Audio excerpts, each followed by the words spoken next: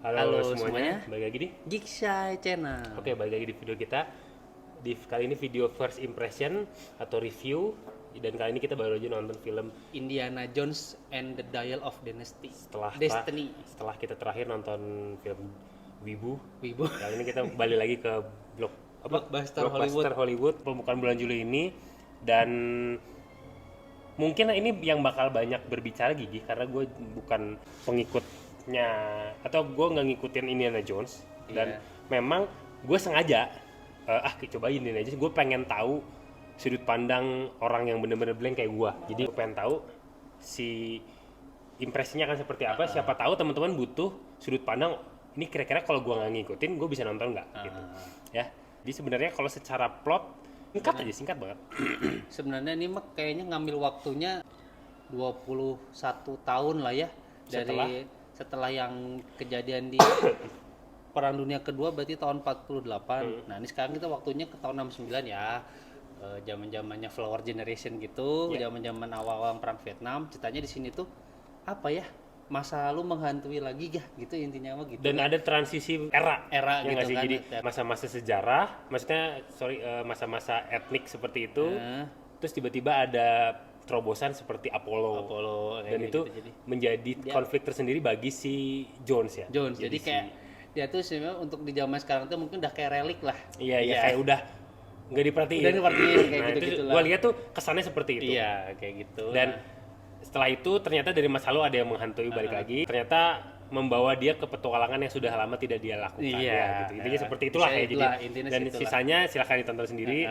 Akhirnya dia ya ciri khasnya Indiana Jones kan kayak ada apa sih, ada artefak terus dan ada petualangannya kayak gitu, dan pasti jangan lupa selalu ada topi fedora sama si cambuknya itu. Nah, kayak gitu sih itu. Cuman di sini aku sukanya itu sebenarnya kalau teman-teman sih tidak harus nonton semua filmnya ya.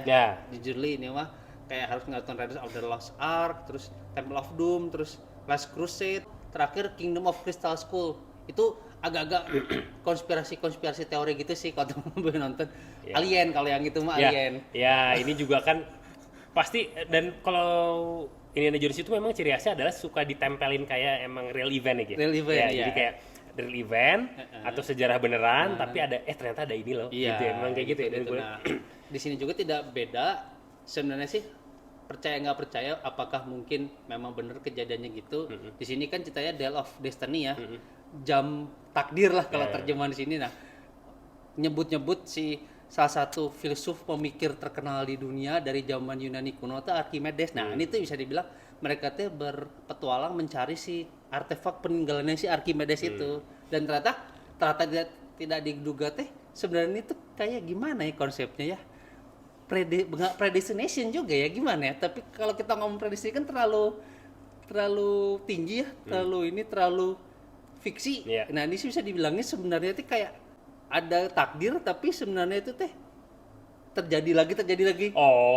Kayak ini kan sebenarnya ya, ini mau nggak mau harus disebut sih, maksudnya time travel jadinya kan. Sebenarnya gitu. secara diksi utamanya kan time travel. Dan ini sebenarnya gue jujur ya, gue udah agak lelah dengan tema time travel, brother. Udah banyak kali pun. Sebulan yang lalu kan kita baru nonton Flash gitu kan.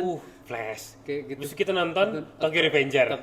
Ini lagi gue kayak tadi gue udah capek banget anjing, time travel lagi kayak apa sih, kayak ini orang-orang lagi seneng apa gimana sih? Kayak multiverse lagi kayak. Cuman enggak sampai multiverse ini. Cuman kalau tadi yang Gigi maksud mungkin time travel yang akhirnya menjadi time paradox ya gitu, jadi kan. Berkesinambungan gitulah. Teman-teman maksudnya apa, teman-teman tonton sendiri lah. Nah, jadi di sini tuh untungnya sih ya, di sini Steven Spielberg cuma jadi produser doang. Dia mau menyerahkan sepenuhnya ke si James Mangold, kalau teman-teman tahu, yang bikin Logan. Jadi jujur sih ini yang bikin Logan. Body count-nya cukup banyak sih. Ngerti nggak sih body count? Korban jiwanya. Karena di sini James Mangold nggak kagok-kagok, mungkin dia ngambil ratingnya udahlah kagok lah, bikin remaja ke atas gitu, agak dewasa gitu. Jadi emang sebelumnya nggak? Yang sebelumnya mah semua umur sih. Pantes kayak violent banget. Violent di sini. Jedak-jeduk gitu kayak ya nyawati. Tapi jadi genting gitu bahwa di sini tuh penting si masalah si Dial of Destiny atau si jamnya Archimedes itu sebenarnya teh diperebutkan banyak orang yang tidak segan-segan melakukan main hakim sendiri lah. Karena kemampuannya itu sangat luar biasa gitu di sini kan sih saya. ya mungkin biar high stake juga kan, Iya. high stake, high gain lah kalau bahasa di sini kan. Jadi dengan pertaruhan makin tinggi, berarti kan yang dilakukan juga makin berani gitu. Walaupun sebenarnya sih di sini pintarnya James Mangold, dia ngambil nostalgianya nggak terlalu fan service juga sih di sini. Nggak, Jadi jadi subtle ya. nggak subtle aja Nah, gitu. iya, jadi subtle aja. Kayak di sini ceritanya ya wajar lah udah umur segitu, terus ada masalah personal, akhirnya dijauhi sama tanda kutip keluarganya kayak gitu-gitu. Akhirnya dia menemukan keluarga baru dalam petualangannya, yang akhirnya mengingatkan dia harusnya teh gue ngelakuin hal yang sama juga dengan keluargaku yang inti gitu kan. Dan sini pintarnya James Mangold ada story-nya dikit lah.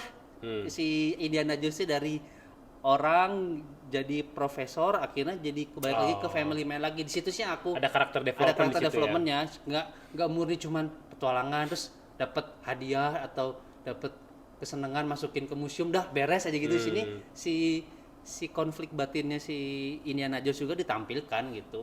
Walaupun kelihatan si actionnya jadinya kurang. Maksudnya ini karena umur Iya. kan nggak, pasti dia juga pakai stuntman kan, dan stuntman juga nggak boleh terlalu lebay juga kan. Kalau Iya. terlalu lebay jadi kayak film superhero kan gitu kan. Iya, Jadi iya. di sini juga actionnya pas, dan jersey kayak ya kalau teman-teman nonton kayak Tomb Raider, kayak National Treasure, ya ini tuh dedengkotnya sebenarnya. Jadi Iya. jadi karakter ciptaannya George Lucas ini tuh nggak mau terlalu banyak action, lebih banyak ke eksplorasinya. Dan menurut saya sih kalau pribadi ini mah nggak tahu kalau Dega kan soalnya mungkin belum dibanding film yang terakhir yang sebelum ini yang Kingdom of Crystal Skull, ini lebih mending gitu. Tapi kalau dibanding trilogi pertamanya sih belum nyampe level ke sana. Ini kalau Itu dari masih saya the pribadi, best ya? masih the best trilogi yang pertamanya itu gitu. Ya memang ya itu kalau misalkan gue bisa kasih pandangan, mungkin ini Gigi bisa tambahin nanti. Karena gue tidak ngikutin, gue ngerasain jadi di mungkin setengah film itu gue agak kurang engage jujur. Iya. Jadi agak kurang engage gue kayak dan gue agak-agak di luar ekspektasi gue, ternyata orang-orang sekitar tuh kayak wah ini sini terus gue kayak nggak tahu gitu. So, terus gue mencoba into aja gitu. Terus, jadi memang kalau gue bisa kasih pandangan, kalau teman-teman nggak ngikutin mungkin agak lebih sedikit sulit untuk mencerna karena ini siapa Iya, gitu. iya. Cuman kan memang kalau gue tahu Indiana Jones sebagai pop culture kali Pop ya. Jadi culture, gue iya. masih bisa tahu ini cambuknya, ini topinya, ini tipikal petualangannya seperti ini. Dan ternyata baru tahu dari Gigi ternyata memang di setiap petualangan Indiana Jones pasti melibatkan Nazi kayak gitu kan. Apa sangat-sangat propaganda sekali dan jadi menarik menurut gue. Dan cuman memang di film ini menurut gue khususnya mungkin seperempat akhir jadi cukup menarik menurut gue ya. Jadi kayak cukup terbangun dengan oke gitu. Kayaknya tipikalnya sutradaranya ini enggak sih? Kayak, soalnya ini nggak tahu, kebetulan banget sih gue kemarin random banget nonton Logan gue kemarin. Dan seperempat terakhir kan emang gitu kan, tensing kan. Emang iya. Jadi kayak memang dia ngebangunnya cukup rada-rada slow burning. Cuman terakhirnya emang dia kejar banget. Iya. Dan ini tadi gue terakhirnya lumayan nonjok-nonjoknya kena. Wah gitu. Jadi kayak petualangan, dan ya itu di terakhir memang banyak kejutan sih. Kejutan sampai ada hal yang sifatnya emosional juga kena banget. Nah, situ sih paling sih kalau saya mau membela Dega juga, maksudnya dari karya pop culture buatan George Lucas. Kalau untuk Star Wars mah dia udah katam gitu. Cuman untuk Indiana Jones memang baru, jadi nggak masalah ada. Itu juga di era tahun 70-80. Jadi George Lucas kan sekarang, apalagi Lucasfilm udah pure semua di bawahnya Disney. Jadi ini film perdananya Indiana Jones, Lucasfilm di bawah payungnya Disney. Jadi waktu pas yang tahun 2007-2008 itulah saya lupa, itu masih belum di bawah Disney. Jadi pintarnya di sini James Mangold dikasih kebebasan, Steven Spielberg juga udah nggak saya terus nggak apa-apa kan sampai film keempat aja. Nah jadi di sini dia bisa ngasih tonnya, ciri khasnya dia gitu di film ini. Jadi ada warna baru lah gitu. Walaupun tetap aja musik ikoniknya John Williams itu nggak mungkin. Musik sih nggak bisa apa ya? Kalau teman-teman nggak tahu pun, maksudnya teman-teman nggak familiar pun pasti familiar gitu, kayak langsung catchy gitu. Itu brilian menurut gua. Dan salah satu hal yang tadi gua nggak bisa lepasin di kepala gua adalah mungkin kalau untuk angkatan gua atau mungkin angkatan yang besar dengan karya-karyanya George Lucas, sinematografinya si Harrison Ford, kita melihat di usia senjanya gitu. Dan menurut gua agak emosional karena gue ngelihat dari Star Wars Star Wars yang terakhir kan dia udah muncul tuh, udah tuanya tuh. Nah, terus di Blade Runner Di Blade Runner, 2049. kalau jujur gue yang paling berhasil di Blade Runner kayak, Blade Runner. wah itu di Blade Runner dulu gitu, sekarang udah tua gitu nih, sekarang juga udah tua gitu kayak. Sekarang jadi sana Harrison Ford tuh gak usah menang Oscar gak apa-apa, tapi dia udah bikin 3 karakter ikonik di sinema gitu, dan sekarang akhirnya dapet di sini kayaknya konklusinya kali ya setiap karakter. Walaupun kita nggak bisa spoiler ya, kalau teman-teman nonton di Star Wars jelas udah langsung mati. Di Blade Runner silakan nonton dulu kan, tapi yang ini kataku entah mau dibawa kemana, cuman kataku pas lah di sini. Jadi masih ada kode-kodean lah, kayak open ending juga open ending juga ini di sini kayak gitu. Gue masih melihat adanya bau-bau dieksploitasi. Ya moga-moga sih dengan 3 karakter ikonik yang dia perankan di sinema dari tahun 70 sampai sekarang dapat konklusinya bagus-bagus semua sih menurut saya pribadi gitu. Walaupun mungkin ada beberapa fans yang tidak bisa terima atau kenapa diginiin, ya itu kan ada ya pendapat beda-beda, cuman menurut saya sih dari yang tadi kita udah sebutin dari Star Wars, Blade Runner sama Indiana Jones pas lah gitu Pak Harrison Ford dikasih tributnya. Bahkan kalau nggak salah teman-teman bisa cari infonya di Cannes Film Festival, kan ini pertama kayak tayang Indiana Jones and Day of Destiny, katanya pas beres orang tepuk tangan sampai 10 menit katanya gitu. Jadi ya patut diapresiasi sih, Harrison Ford keren banget. Jadi di sini tuh terlepas pinter sih cast pendukungnya sih, saya jujur suka sih si karakter yang diperankan oleh Phoebe Waller-Bridge. Dia kan emang sebenarnya aktor komedian Inggris. Di sini lucu sih, dia disuruh ada action-actionnya dikit, terus agak-agak apa ya sebutannya, sesi-sesi atau agak-agak penipu-penipu gitu deh, licik-licik gitu deh pas gitu di sini. Bagus sih itu karakter ceweknya bagus. Cuman yang kadang saya agak kurangnya ya ke si John Rhys Davies, kalau teman-teman tahu kan dia mah Gimli di Lord of the Ring. Cuman muncul sekelibat sayang harusnya ada screen time lebih, soalnya ada sejarahnya gitu sama si iya ada banyak karakter yang ya gitu jadi cuman munculnya cuma bentar.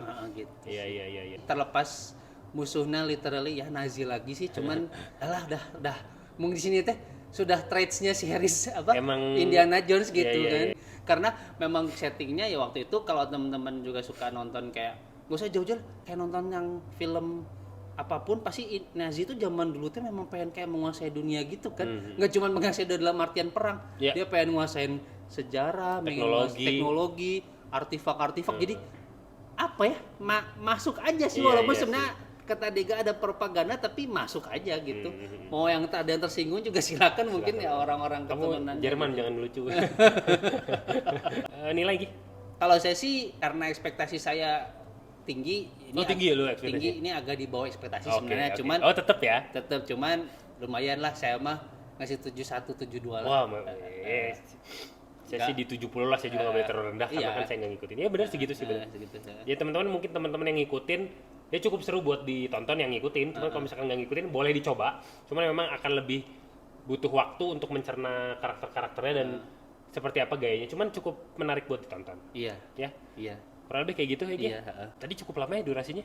2 jam setengah. Nah ya karena 2 jam setengah ya? Apa kayak karena sebelumnya ada yang nanya di video sebelumnya, baca nggak gitu? Yang jadi kenapa film sekarang sukanya part-partan? Ada di komen, coba jadi kalau menurut gue tadi gue jadi kepikiran juga, makasih teman-teman yang udah nanya. Cuma satu sih yang nanya. Jadi kenapa sih sekarang film part-partan? Karena mungkin secara penceritaan butuh lebih kompleks kali ya. Bener nggak sih? Iya. Gue udah jawab juga sih di komennya. Jadi membutuhkan durasi yang lebih lama gitu. Jadi akhirnya banyak yang butuh part-partan. Jadi tadi makanya gue ini lama juga karena mungkin membutuhkan proses storytelling yang cukup kompleks gitu. Ya. Introduksi kan, konfliknya baru konklusinya kan, ditambah dengan konsep-konsep ya itu tadi kayak time travelnya atau apanya kayak gitu kompleks. Ya kurang lebih kayak gitu teman-teman. Makasih yang udah nonton, yang udah komen, udah subscribe, jangan lupa subscribe yang belum. Share ke teman-temannya. Oke, sampai jumpa di video selanjutnya. Bye bye.